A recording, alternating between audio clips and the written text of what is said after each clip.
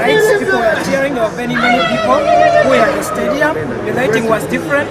So being at the World Cup performance, performing before a lot of celebrities was so nice and it hits different. We are very ready and open to partner with Uganda Tourism Board or any tourism industry in Uganda to promote our country, because we are ready and we showed them that as we have got chance to perform for the World Cup and very many people, their eyes are on Uganda in a positive way.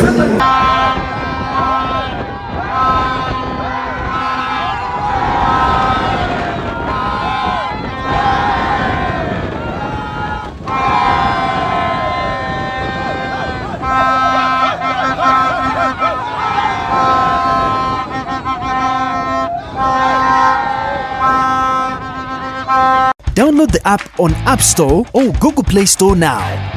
Vision Digital Experience, the future of media.